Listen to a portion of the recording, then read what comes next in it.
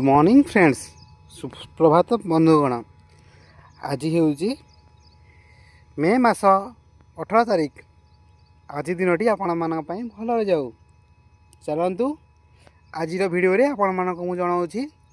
काली तो आपण मानक जनई कि सोलार प्लांट रे कौन कौन इक्विपमेंट अच्छी, तो आज चल जाना से काम कौन कौन।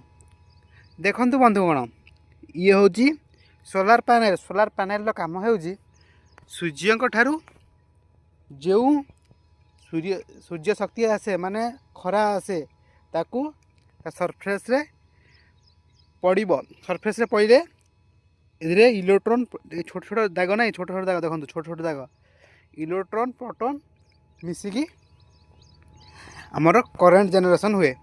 ताकू आम सरफेस रे आनी किए साहाय्य करे ना सोलार पैनल से स्टोरेज करे करेन्ट को। तापर देखु एपटे देखु सेठू करेन्ट आसो, करेन्ट पुणी केमी जीव। यहाँ हूँ पॉजिटिव, एपटे हूँ नेगेटिव। पॉजिटिव नेगेटिव साहाय्य सोलार पैनल रु आसो करेन्ट। यहाँ आपको कहते जेबी बॉक्स। जेबी बॉक्स रो फुल फॉर्म हूँ जंक्शन बॉक्स। जंक्शन बॉक्स काम हूँ स्टोरेज कर आर फॉल्ट हूँ जो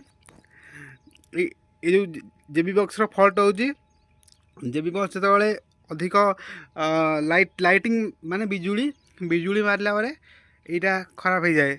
बहुत माने यदि स्टोरेज यदि आर्थिंग सिस्टम नथिबो तो जली जीव, ना ना कि हेनी चलो कि असुविधा नहीं। आर फॉल्ट हूँ ये जो आर फॉल्ट हूँ माने आर जो जा खराब जिन हूँ गोटा जो है स्पॉट रे कला दाग हो प्लांट जो मॉड्यूल खराब हो or fault or or energy loss केमती हम देखो। ये जो गछ हरिया ना गछ माने प्लांट छोट छोट गछ अच्छी जदि ता ऊपर पड़ो तो तार जनरेशन लॉस हम।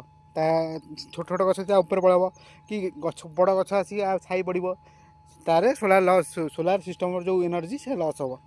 तो आपण आशा करें आपण मैंने भलसे बुझी जाइए आ विषय सोलार पैनल विषय। जदि आपण मान किसी डाउट रोचे तो आपण मैंने मत कमेंट माध्यम जनातु। तो ठीक अच्छे, यदि आपण मानक मो वीडियो सपोर्टिव लगे तो फॉलो करिया भूलु ना।